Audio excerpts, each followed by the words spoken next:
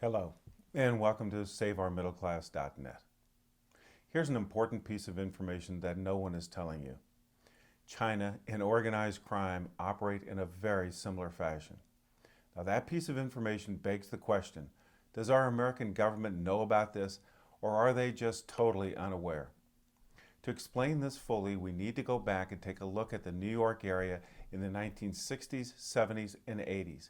Back then, organized crime had penetrated most of the construction industry in the area. They were embedded in nearly every trade union in the construction business, along with many of the main suppliers of materials and fabricated products. They were operating below the surface and, for the most part, maintained a very low profile. For years, our federal government was either blind to their operations or they knew, but they denied that they knew anything just to cover their you-know-what.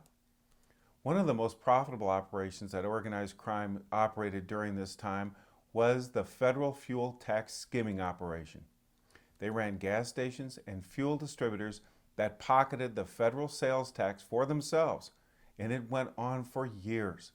They were always at least 2 steps ahead of the federal government. They would close operations just before a raid on that particular business. Now we come to China, and once again our government is either clueless or in complete denial. Either way, we are a long way from a level playing field when we deal with China. The communist government in China is in complete control of all financial activities within their country. They also control everything else. But today, we are only concerned with business transactions that involve America. First, the Chinese government owns a share in nearly every company doing business in China, and those are both domestic companies as well as international companies trying to do business with them. It is also very true for every American company that wants to do business in China.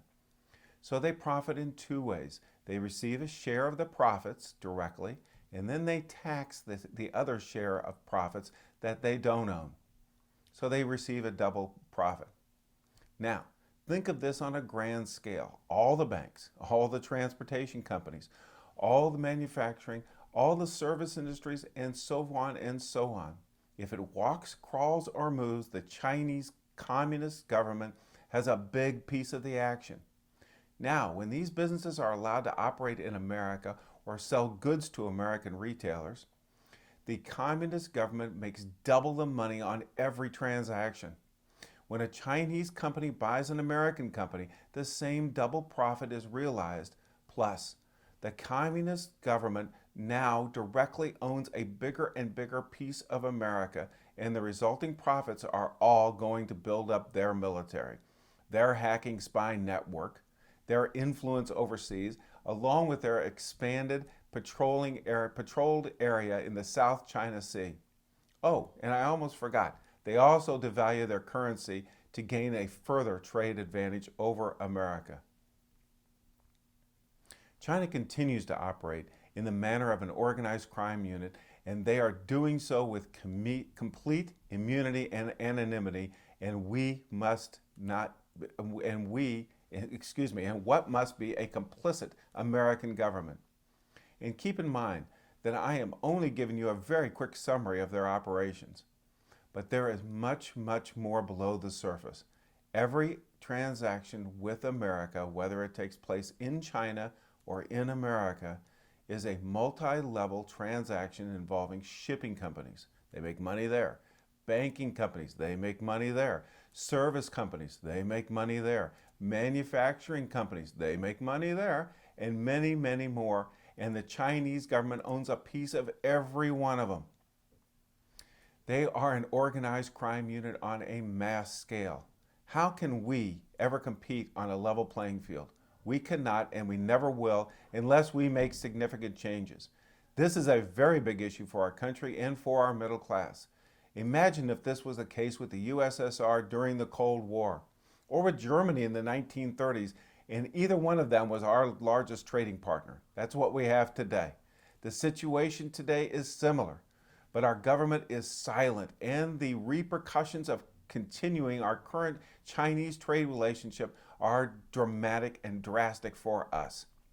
To give you just one of these repercussions, our wealth is being quickly and dramatically shifted into a bigger Chinese military. And to make it all crystal clear to each of you, at what country are most of those nuclear warheads pointed? You got it, America. China is not our friend nor our ally. It is our adversary. Our trade with them has not changed that fact, even though the Democrats said that it would during the 1990s. It hasn't. And it has only funded their aggressive war machine. Like they're building military islands in the South China Sea where none existed before. Let me tell you, I support trade with China, but only on a level playing field. We will not have one unless you join us. Donald Trump will not be able to do it without a supportive Congress, and it is up to us to be able to give him one. That is where you need to help us. Please get involved and help us rebuild our American middle class job market.